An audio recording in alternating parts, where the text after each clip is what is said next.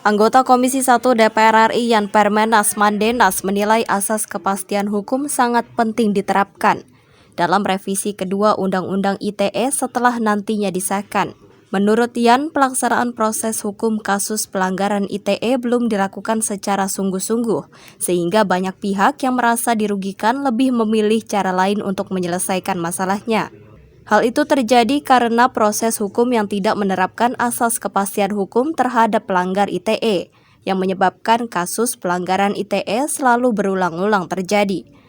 Ada beberapa pasal di dalam Undang-Undang ITE yang masih diperlukan ketegasan, gitu. Sehingga Undang-Undang ITE itu jangan sampai menimbulkan multitafsir yang akhirnya menimbulkan para penegak hukum untuk melakukan tindakan-tindakan hukum yang sifatnya itu melanggar Undang-Undang ITE itu dengan asas ketidakpastian. Gitu.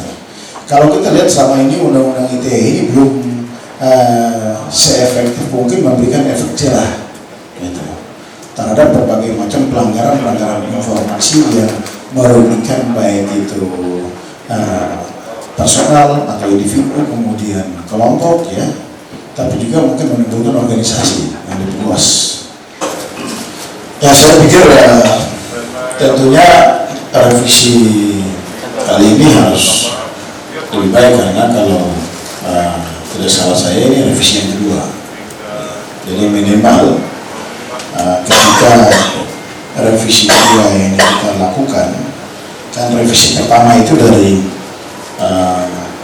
Undang-Undang Nomor 11 Tahun 2008, kemudian diubah menjadi Undang-Undang Nomor 19 Tahun 2016. Nah, kalau kita lakukan revisi lagi sekarang, berarti kan revisi kedua. Nah, saya berharap revisi kedua ini bukan saja soal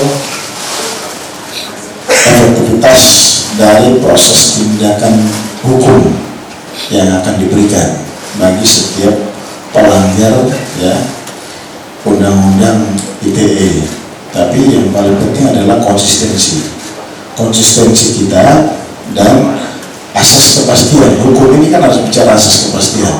Jadi asas kepastian hukum dalam memberikan jaminan kepada setiap warga negara yang merasa dirugikan dari sisi penggunaan ITE.